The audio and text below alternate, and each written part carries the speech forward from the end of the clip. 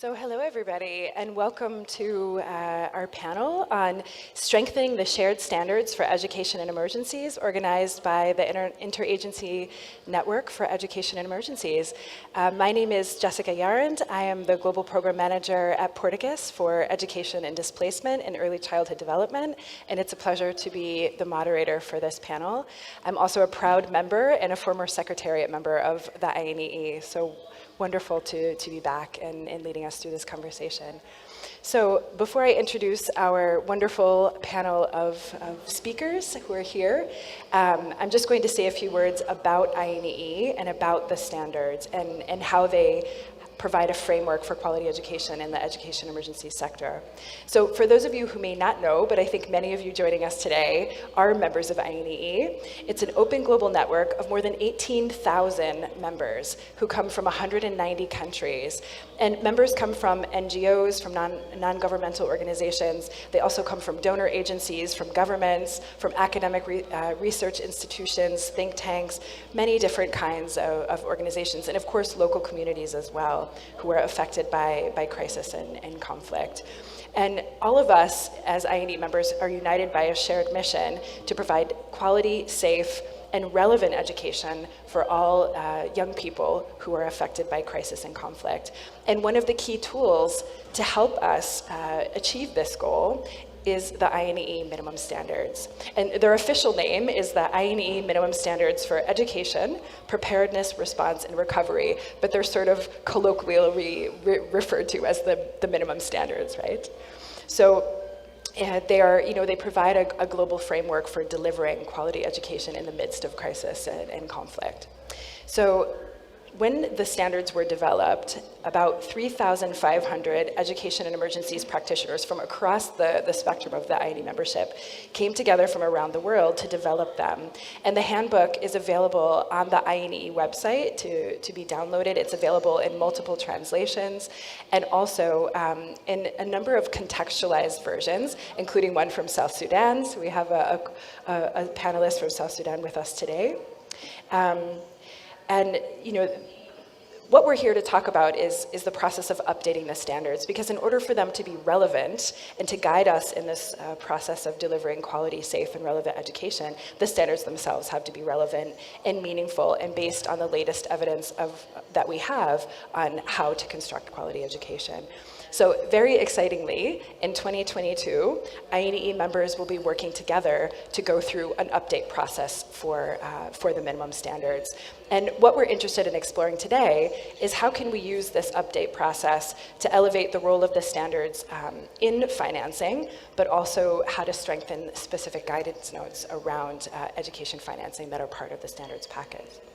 So I am very pleased to introduce the four panelists that we have with us today, who are all going to speak from their different perspectives on the importance of the standards and their role in education financing, and share their thoughts about the process of this update and the opportunity that it actually provides to us as the education and emergencies community.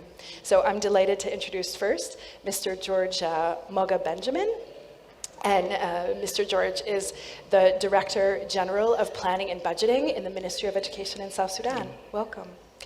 And next, I'm pleased to introduce Therese Curran, who is the Education Specialist for NRC based in the Middle East and North Africa region. Welcome. And Annina Mattsson. Annina, among many other things, is the director of the RewirEd conference that we're all here to participate in, and former and still Annina acting director of programs at Dubai Cares. So thank you so much for organizing this and for taking the time to be with us amidst everything you have going on. And I believe we also have some virtual panelists with us. We have Josué Trillos, who is a teacher in Colombia. Josué, I don't see you, but I hope that you were there online. There he is. There you are. Hi, Josué. Welcome, and thank you so much for being with us as well. And I think I don't see anybody else, so I think that's Josué is our last panelist. We have four. So I'm going to go to each of you with a different question, and Mr. Mogga, I'm going to come to you first. So from your perspective, what are the financing challenges facing countries who are experiencing or coming out of crisis and conflict? And how can the standards support governments from a planning and budgeting perspective? Yeah, thank you, Jessica. Yes, being from South Sudan, a country that is really very much hit by crisis, right up from when we were children, and up to 2005, that's when we got our comprehensive peace agreement, and then we thought we will be heading for development. Yet again, crisis occurred. And the crisis right now is expanding. Not only, initially we thought crises are only related to conflict. But now crisis has expanded because of climatic changes that has created a new dimension. The issue of flooding that forced children to move from one area to another, and the conflict that forced children to be displacement either internally or even across the border, and the same children also sometimes decide to come back to a country where schools are destroyed already, to a country where teachers are not there because they might have deserted, either because of the flood or because of the conflict. And also we have another unique kind of crisis which is related to pastoralists. We tend to establish schooling here, but yet the norms of pastoralists means we have to move in search of greener grass and water and whatsoever, and then children move. But when we look into education, education talk about every child right to be in school and receiving learning of high quality. So it's every child. It's not any other child. Every child in the country must. And that is the responsibility of the government, to ensure that every child has to enjoy that right. Yet because of the crisis, then we found ourselves, when we describe the actors in education, we can talk about the ministry, we can talk about the partners, that are also stakeholders in education, that are focused on education. And we talk about the community, who are the parents of the children. And then we talk about the politician, because we can think of one thing, the politicians are thinking of different thing. The community need to be brought in. The partners need also to be brought in. And to strike that balance, we have to look into crisis.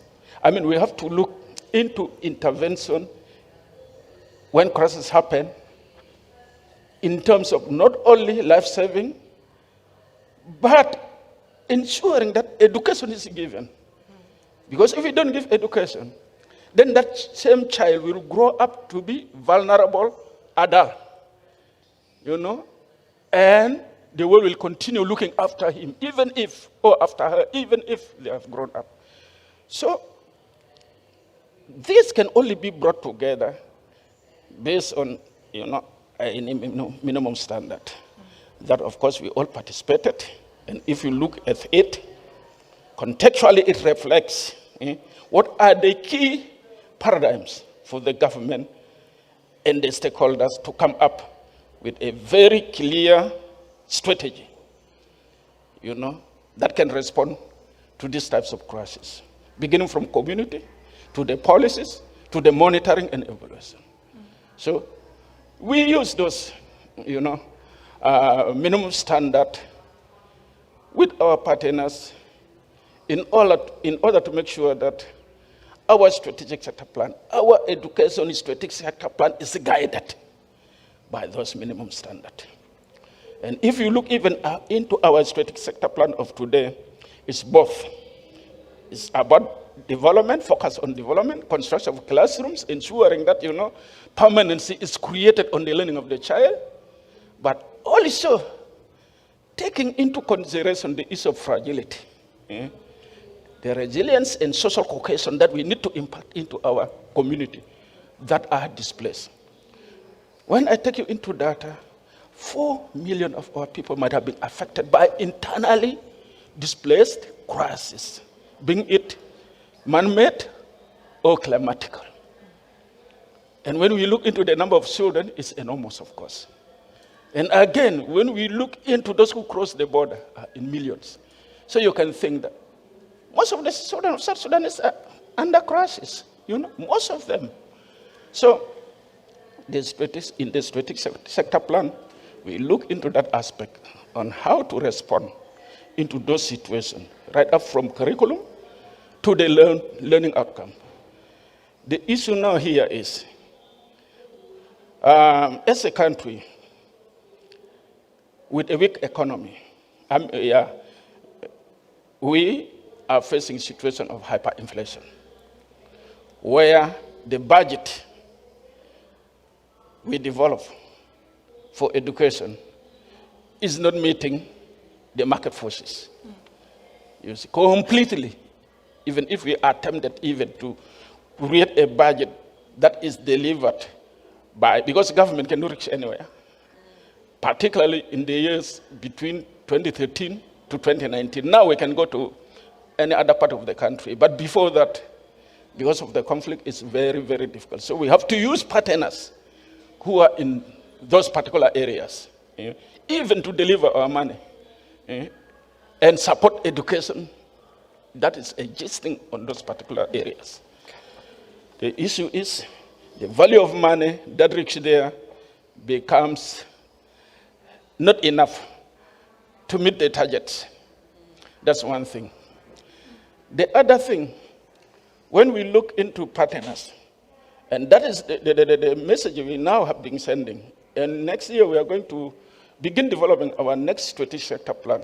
And we develop a strategic sector plan in collaboration with all the stakeholders in the country, even including sometimes some external partners that are more interested to assist us on making sure that the strategic sector plan is real standard.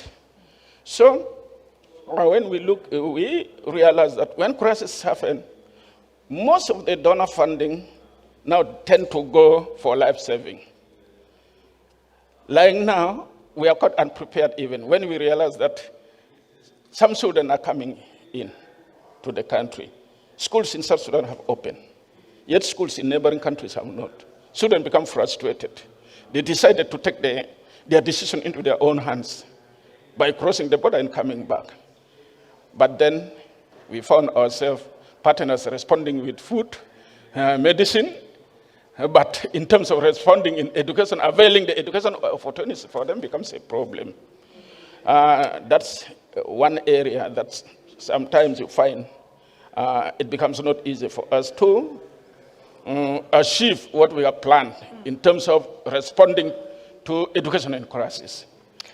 But the other issue basically is also, as I've mentioned earlier, the issue of the budget, the issue of coming together.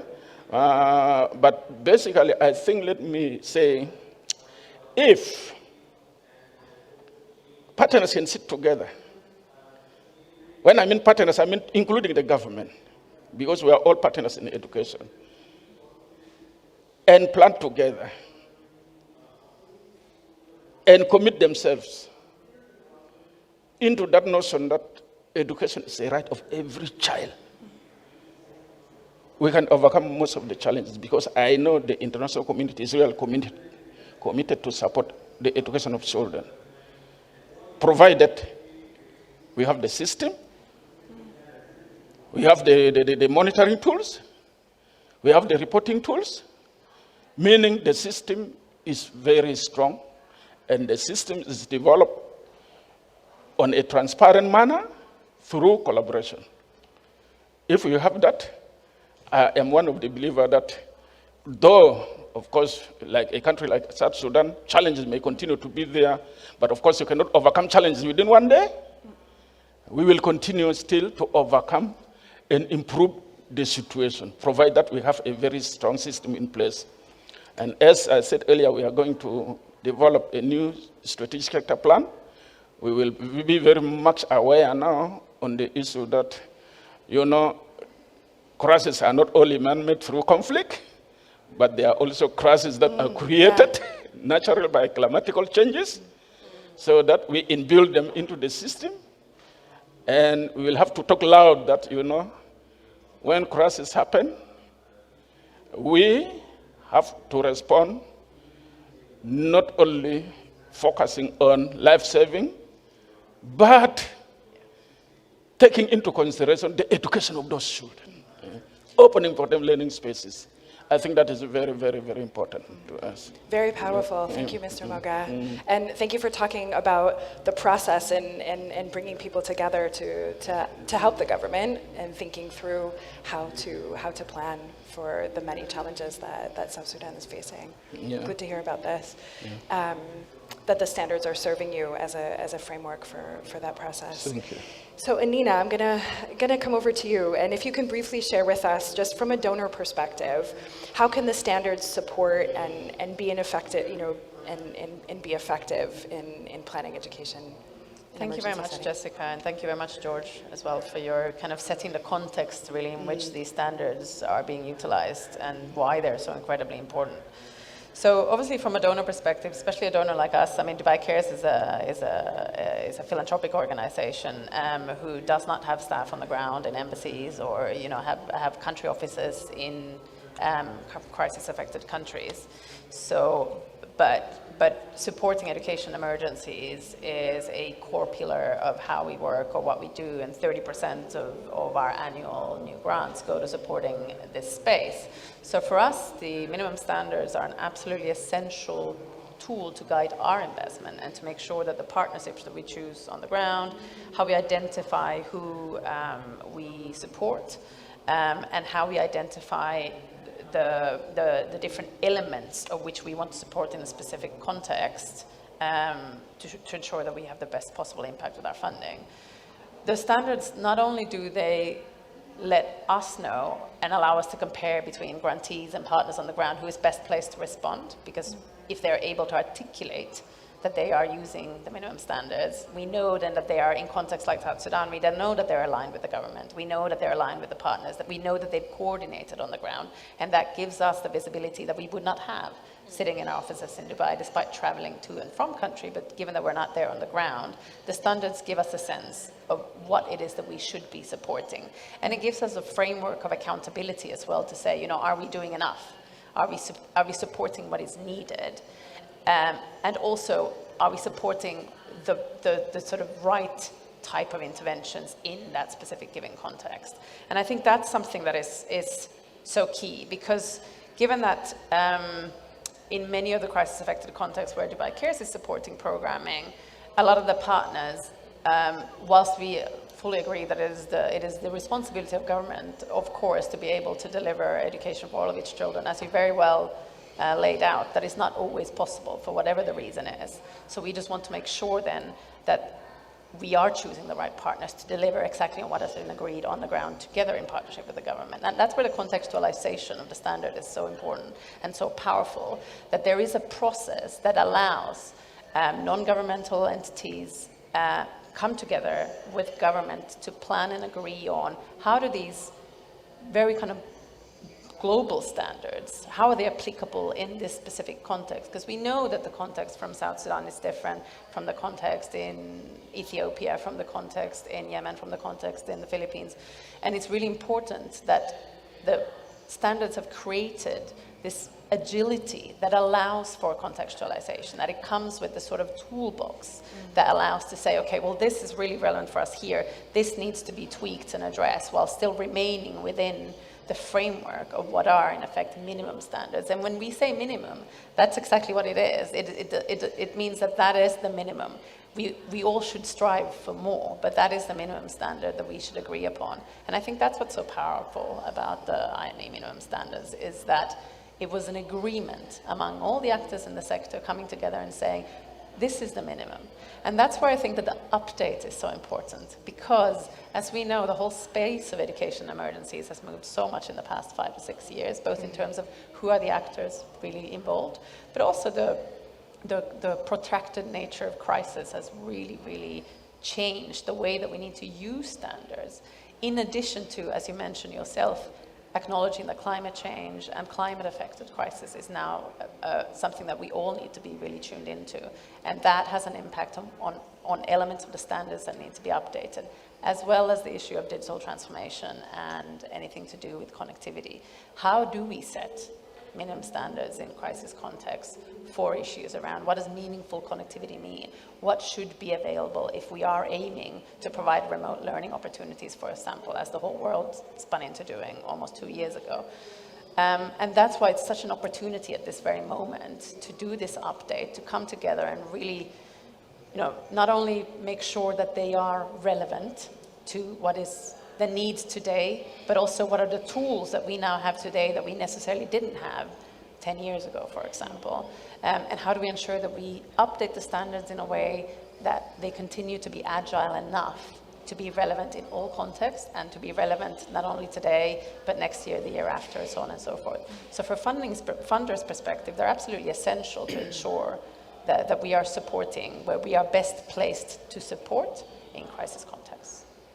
Great, thanks a lot, Annina. And you've alluded, both George and yourself, to things that you would like to see in this upcoming process. So I'm going to come back to both of you for some words on that shortly.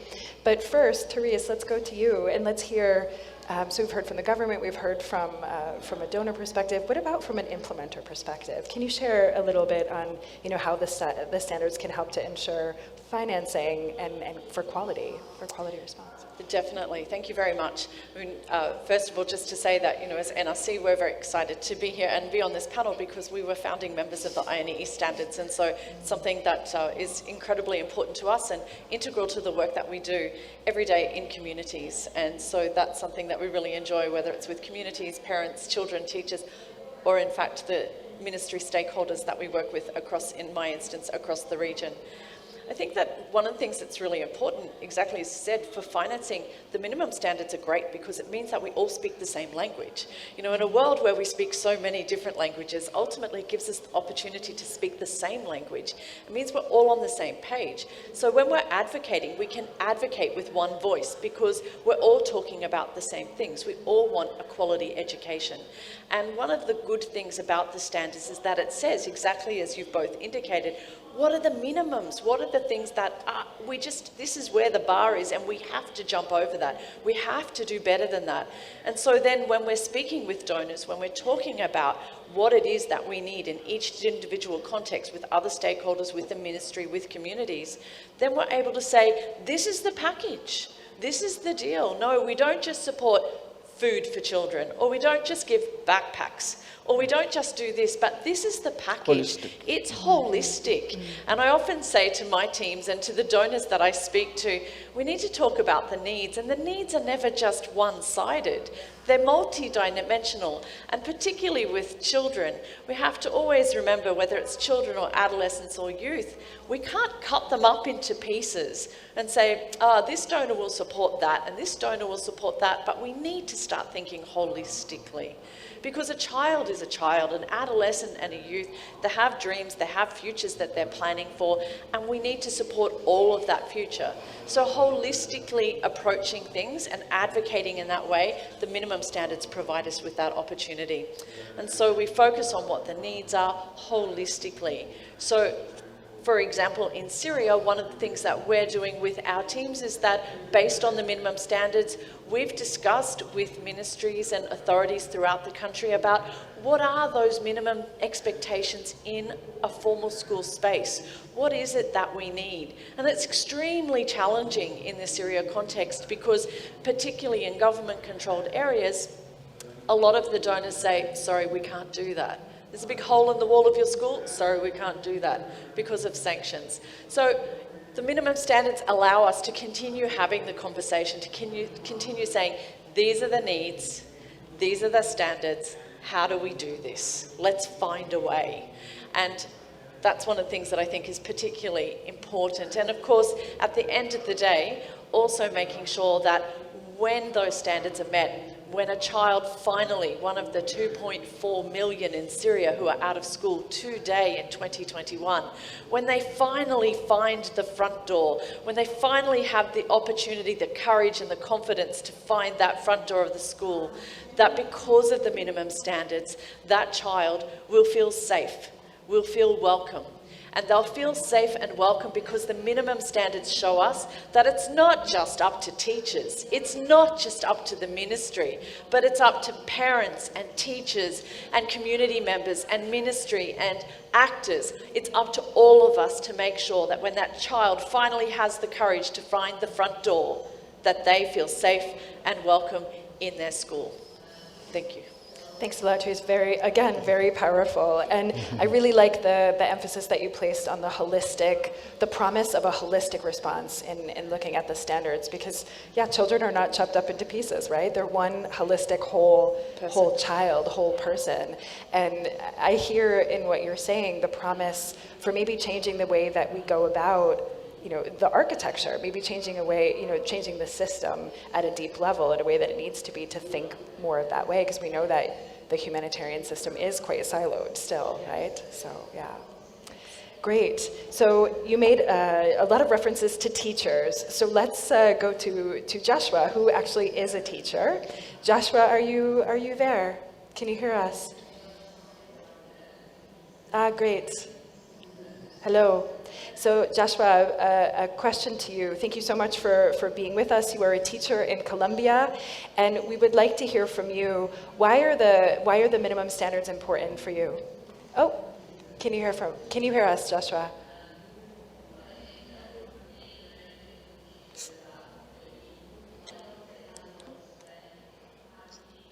He can't hear us. He can't hear us. Buenos días para todos. Muchísimas gracias por la invitación. Being here for your invitation. I'm Josué. I'm the education advisor in Catatumbo in Colombia. And I'm just gonna break it into two pieces of what the normatives are and the minds are in the emergencies. About the resources that we have, and I'm going to talk about the normatives in the educational normatives of emergency, of what is required to improve, and we need to have the finances to make it effective. The minimal normatives in education are referent to what we had in 2004, especially about the teachers. These are just to look at the well-being of teachers and students, especially to have a different movement of resources for all the schools around us. And we need to have the different capabilities and social empowerment, especially for the education of children, girls, boys, and all of those who are affected by the conflict in the region of Catatumbo. Also, we can talk about that there are a lot of structures and obstacles that we have, especially for the Colombians, especially for the people who are working in Catatumbo in northern Colombia. For everything, we're stuck in a different area that has different obstacles around the communication that we have worldwide. Right now, we have a new panoramic that we can see that not us in the same region. We were forced to change our structures, and unfortunately, we weren't supported in a very educational way, especially because the pandemic. What happened? We were given different problems around the region. Especially one of the having connections, internet connections, and that gave us a lot of conflicts.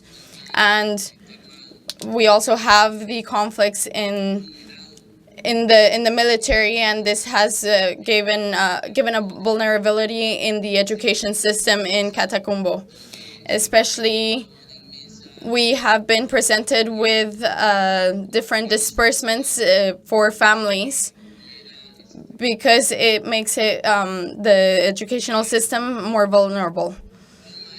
You know, teachers, the Colombians, especially other teachers in the rural areas, we are stuck in a war that we're stuck, that it's a community of war, but it is presented every day that we have different wars around the possibilities that we cannot provide a safe space because we have a lot of different areas that are corrupted by the violence, and it has created a fear for the communities.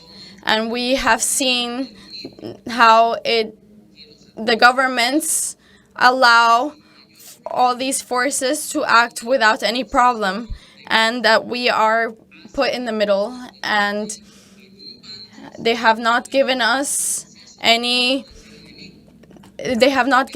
safety. And this is one of the conflicts that we live every day in Catatumbo, especially in Santander, Colombia. This has been ongoing for more than 50 years, especially for the disemployment, for all the wars that are going on. And we have been forced to do child labor and displacement of families because of the terrorists that have control over these places. And this has increased over the years and has made us vulnerable. And they have removed the education for all the children around the area of Catatumbo. It's very important that you guys are aware that in Catatumbo it's a zone that is very rural, and we have a grand ecosystem, but we have a lot of troops that are stopping and hindering our displacement and the education. And we don't have any support because constantly the ones who are suffering are the children, especially other students and families that are always living in fear, because if we cannot end this war that is in our area, we can see that all the boys, young men in these rural areas are living in fear, and they're not able to have power and a word. And what we are trying to give them is the access to education so that they can have a small piece of land where they can find peace and just absorb all the information in order for them to be able to have a prosperous future. So in this conflict that we live in, we see the vulnerability in different areas, especially around the different normatives of emergencies that are not put into place by the governments. So we need those resources in order to work collaboratively in a world scale that allow us to give us the leniency to have all these different options and different contexts and different resources for the children, girls, boys, that all go through different experiences. And there's a lot of discrimination for the women to have access for education. Everybody needs to be dispersed, and they need to travel great distances, especially when families are left without jobs or when the troops come in and give violence. So what we can see, we have seen, is that these schools provide a safe haven for the children. All of us need to think about the situations that is ongoing and put yourself in their shoes and see how we can help, because we don't have the strength to give these children to always be protecting them. But if we find a small space for us to give them where they can be protected and have an education, we can give them a better future. So we need to give them that option to be able to have a better future.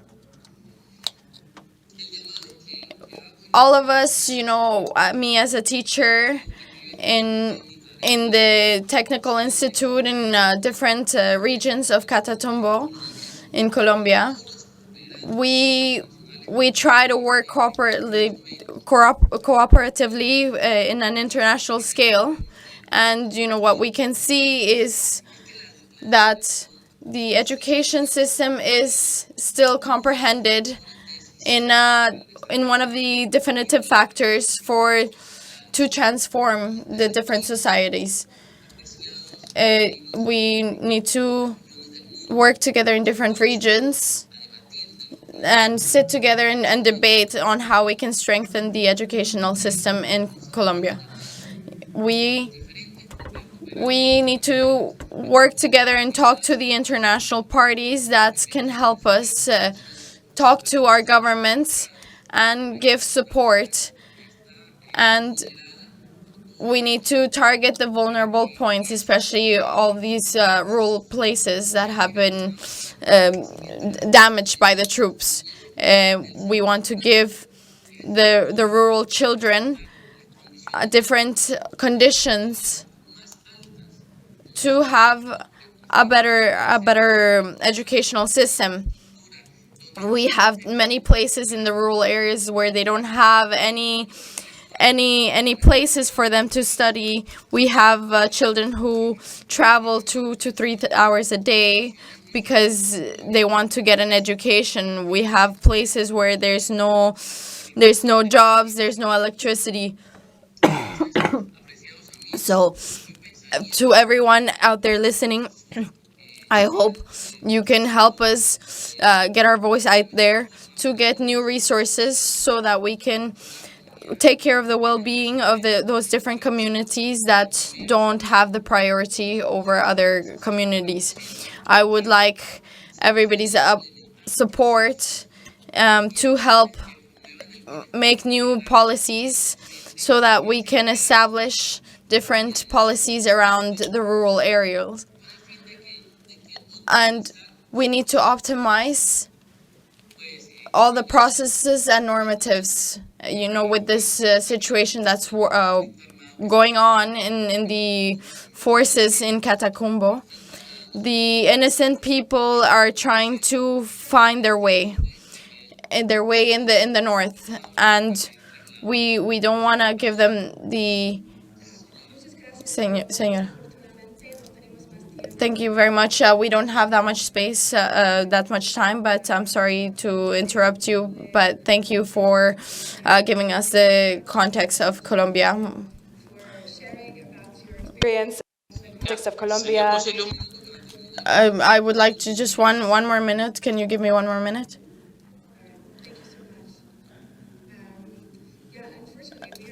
It's out of time. But I just want to come to the three of you really quickly once more, just in 20 seconds. Can you say, what is your hope for this upcoming standards process? Very quickly, one thing that you hope to see in it. Annina, let's start with you. I think for me, it's really incorporating the issues around climate change, incorporating issues around digital transformation, and how do we manage minimum standards around that, as well as finally the issue of psychosocial support and social emotional learning to ensure that we are really looking at a holistic package through and through. Fantastic, thank you. Therese, one hope you have. I'd really love to see it address all the different phases of a response so that we're not limited by the understanding people have of the word emergency. And when we work with stakeholders, they say, we're not in an emergency anymore, these standards are not relevant. Fantastic, thank you. And George? Yeah, I really wanted to see a very strong partnership because a country alone cannot be able to deliver education for their children. Secondly, I need holistic approach, as my colleagues have mentioned, so that everything is taken into consideration. And we need to believe on education cannot wait. Yes, there's no one that has to be left out at all. And we all have to be ambassadors of education out there loud. That's very important. Thank you. Thank you so much. Thank you for that powerful ending. So strong partnership, holistic approaches, and making sure that we don't forget about climate change and digital transformation and new issues that are arising as we speak, right? So thank you so much to all of you. Please, in the INEE community, please go to the INEE website. Please follow INEE on Facebook, on Twitter, on LinkedIn.